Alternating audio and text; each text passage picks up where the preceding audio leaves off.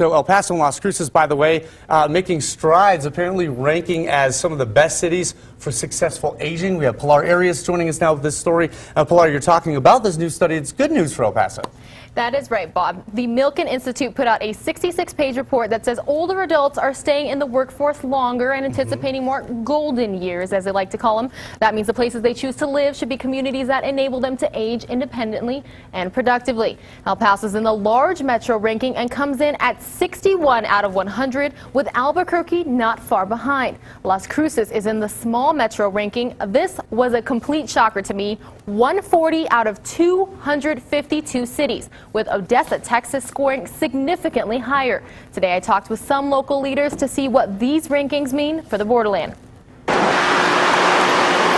If borderland weather were a major factor in deciding where it's best to age, not necessarily retire, Las Cruces and El Paso would rank higher on the list of best cities by the Milken Institute. Perfect location, great cultural diversity, a great climate, and now we're bringing in all these amenities, so we're very attractive. But it was just one of 84 factors considered that affect the quality of life for older adults. El Paso jumped 30 spots since the last study in 2012. And we constantly are looking for new things for our residents, especially our elderly residents, senior residents, to do here in the city. Las Cruces Mayor Ken Miyagishima is surprised by the low ranking in the small cities category.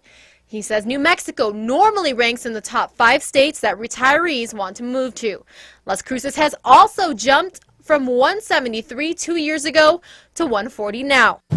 El Paso's high marks are for cost of living and financial indicators, with lows for healthcare, education, and employment. Making better walkways, making more bicycle-friendly areas, all those kinds of things I think are really important to an aging population. Las Cruces also ranks well for cost of living, along with education, with low marks for transportation. Mayor says the city is addressing those issues. We're still in talks with our friends there in Alamogordo to continue a smaller bus route that brings a lot of residents from Alamogordo here to Las Cruces for medical care and grocery shopping. For the full report, click on the link at KVIA.com. And right now, Pilar, we have a question that we put on our Facebook page about your report tonight saying, does the El Paso-Las Cruces region provide enriching activities for the aging population? We'll try to get to some of those comments a little bit later. Now, you're from Phoenix, and Phoenix is known for having the snowbirds, as they call them, some of the elderly who age there, and they have amenities that I think El Paso is slowly getting.